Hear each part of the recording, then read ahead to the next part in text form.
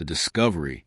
Before we dive into this nightmare, hit that subscribe button, smash the like, and leave a comment if you think you can handle the truth behind the darkest crimes, because what you're about to see isn't for the faint of heart. It was 3:17 a.m. when the night shift at the downtown bank ended in chaos. Sirens blared in the distance, but they were drowned out by the roar of adrenaline in Detective Sarah Harlow's veins. The call had come in from a janitor who'd arrived for his pre-dawn rounds.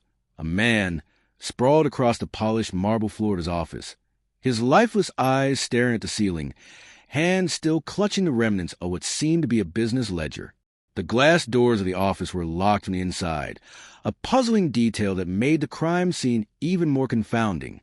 By the time the first responders arrived, the building was cordoned off with bright yellow tape fluttering in the cold wind. Sarah crouched beside the body, scanning for any clues that would explain the impossible. There were no signs of forced entry, no fingerprints beyond the victim's own, save for a faint smudge on the corner of the desk, almost imperceptible under the overhead fluorescent lights. And yet, the room felt off, like a stage scene, a sinister puzzle designed to bait anyone who dared to step inside. Sarah's partner, Detective Malik Torres, shook his head, his brow furrowed. Nothing about this adds up. It's like someone wanted him found this way, slow, meticulous, and theatrical. His voice carried a weight that Sarah felt in her bones. The victim, Martin Calhoun, had been a respected investment banker with a reputation for integrity, but nothing is ever as clean as it seems in the world of finance and hidden vendettas. As the investigation began, the first clue emerged, a discarded coffee cup on the floor, labeled with a name that nobody recognized. A single, faded fingerprint marked the side, smudged almost beyond recognition. It wasn't enough to identify a suspect, but enough to suggest someone had been here, and left in a hurry. Sarah felt a chill run down her spine. The cup seemed to whisper secrets, secrets that someone desperately wanted to keep buried. Hours turned into a grueling morning. Witnesses were interviewed, security footage reviewed. One frame caught a shadow slipping past the lobby cameras around 2:54 a.m., but the image was too grainy to identify a face. Sarah and Malik pored over every detail, from the victim's financial records to his personal correspondence, and a pattern began to emerge. Martin had recently been involved in exposing a corporate embezzlement scandal, one that implicated a circle of powerful men who would stop at nothing to protect their secrets. But the true shock came when they discovered the janitor's log. The janitor claimed he had only unlocked the office at 3:05 a.m., after supposedly hearing nothing unusual. Yet the building's smart lock showed a breach at 2:58 a.m., before the janitor even arrived. Someone had manipulated the timing, and in doing so, they had created the perfect alibi. The implications were terrifying. The killer was not only clever, but intimately familiar with the building and its routines. Then, just when Sarah thought they had exhausted every lead, Malik's voice cut through the tension, low and incredulous. "Sarah, you need to see this." He held a thin envelope, yellowed and taped shut, found behind the filing cabinet. Inside were photographs of Martin, taken over the last 2 months, showing him meeting with unknown men, his expressions ranging from anxious to fearful. The photos weren't just surveillance. They were warnings, a message from someone who had been watching him very closely. And that's when they noticed it. The final photo showed Martin standing outside the office just minutes before his death, but there was someone standing behind him, lurking in the shadows, smiling. That silent, menacing figure was gone from every other frame, erased as if they had never existed. The case that began with a single murder now had a deeper, darker dimension. Martin hadn't just been killed, he had been hunted. And when Sarah and Malik traced the envelope back to its origin, they discovered a name that made the blood in their veins run cold. Someone powerful, someone untouchable, had been orchestrating the crime from the shadows. But when they opened the locked basement door of Martin's office building, what they found changed everything. The shadows tightened. Before we continue, make sure you've hit subscribe and dropped a like, because what happens next will leave you questioning everything you thought you knew about justice, betrayal, and the dark side of ambition. The basement door creaked open, its hinges whining like a warning, and the scent of damp concrete and stale air hit Sarah and Malik like a physical force. The flickering overhead light barely illuminated the rows of dusty shelves and discarded office equipment. Then, tucked into a dark corner, They found it, a small, locked safe, the kind used to store sensitive financial documents. Its surface bore scratch marks, evidence someone had tried to force it open. Sarah's pulse quickened. Whoever had left this here hadn't counted on detectives digging this deep. Malik crouched, examining the safe. If Martin kept something this important down here, it's exactly what the killer wanted to hide or take. They tried the combination, guessing numbers from Martin's birth dates, anniversaries, and client codes, but each attempt failed. The tension in the room was palpable. Outside, the wind rattled the building, a hollow, moaning sound that seemed almost alive. The safe wasn't just a container, it was a test, and someone somewhere was waiting to see if they would pass. Meanwhile, back upstairs, the investigation had taken an unexpected turn. Surveillance footage from the surrounding streets revealed a black SUV parked suspiciously near the building in the hours leading up to the murder. The license plate was fake, the windows tinted too dark to see inside. But what caught Sarah's attention was the driver, lean, deliberate, moving with precision. The same shadow from photographs. The same person who had stalked Martin's every move. And now, somehow, this figure was a step ahead of the law, always disappearing just when the detectives tried to close in. The financial trail also began to unravel in ways that terrified Sarah. Martin's investigations had targeted a shell company tied to offshore accounts, linked to a web of powerful men who wielded influence like a weapon. One name kept recurring. Richard Holloway, a banker with a spotless public image and private dealings darker than anyone could have imagined. Interviews with colleagues painted Richard as calm, composed, and untouchable. But the photos told a different story. A smile, a handshake, a clandestine meeting in a shadowed alley. Each detail screamed a conspiracy. Then the unthinkable happened. Evidence that seemed airtight, the janitor's log, the security footage, even Martin's office computer, was mysteriously wiped.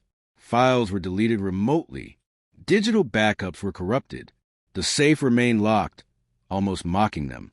Whoever was behind this had the skills and resources to manipulate the investigation from a distance. The sense of danger shifted. It wasn't just a murder. They were now in a game being played by someone who knew every move before it happened.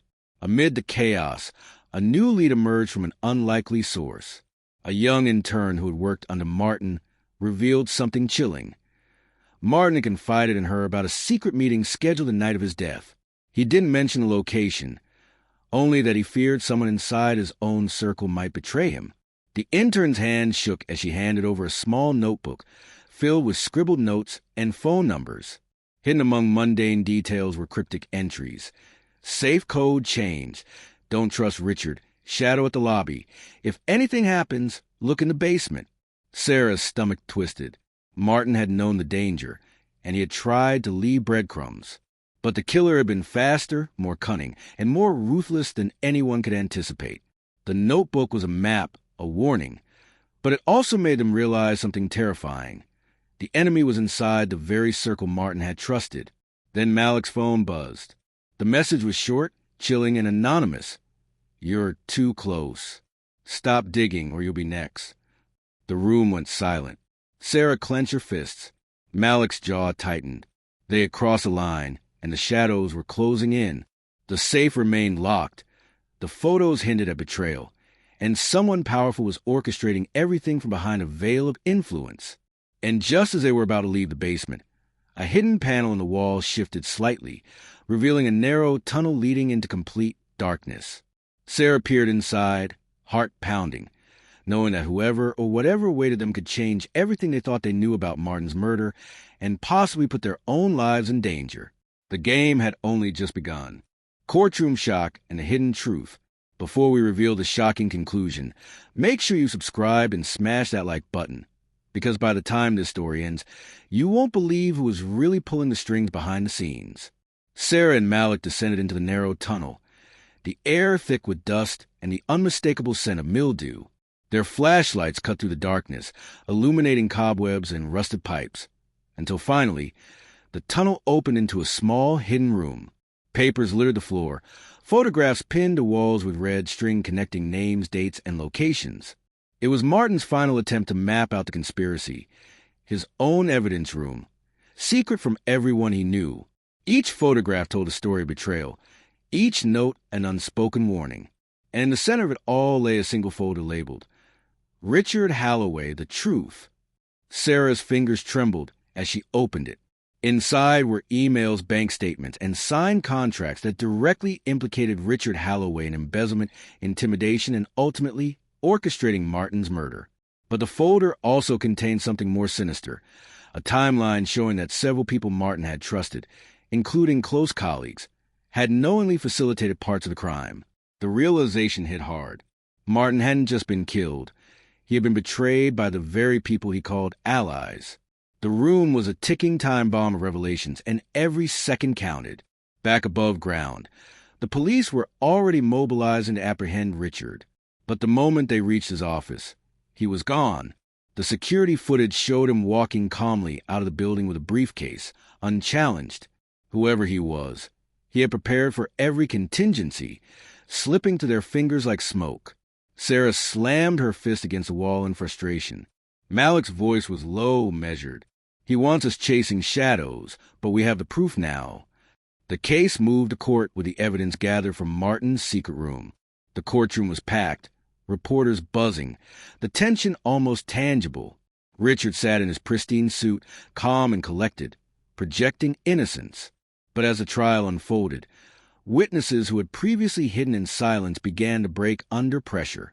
Emails were presented, bank transfers dissected, and the photos from Martin's investigation were revealed to the jury. The prosecution painted a picture of meticulous planning, betrayal, and greed. The courtroom was electrified with suspense. Every revelation seemed to shock the gallery more than the last. Then came the final twist. During cross-examination, an overlooked piece of evidence surfaced. The janitor's log, previously thought irrelevant, contained a hidden note in Martin's handwriting. It described a secret meeting where Martin intended to confront Richard and those involved. That meeting, scheduled for the night of his death, had been recorded on a hidden camera Martin had set up himself, a silent witness that no one could have anticipated. The footage revealed the truth with brutal clarity. Richard had personally entered the office, staged a scene to look like a burglary, and left, believing no one would ever find the evidence he hadn't anticipated. The jury sat in stunned silence as the final video played. Gasps echoed through the room, and even Richard's own defense attorney's face paled. It was undeniable. The mastermind had been exposed, his empire of manipulation laid bare. Justice, though delayed, was now unstoppable. The verdict came swiftly, guilty on all counts. But as Richard was led away, a shadow of a smile played on his lips, chilling Sarah and Malik. 3 months later, a mysterious envelope arrived at Sarah's desk. Inside was a single photograph, an image of another potential target, another powerful figure smiling at the camera, unaware that someone was now watching them, as Richard had once done. The message was clear. The game was far from over. They had caught the killer, uncovered betrayal, and survived the darkness. But in the world Martin had revealed, justice was never truly final. If you think this story was intense, you're not ready for the next one. Hit subscribe so you don't miss what's coming.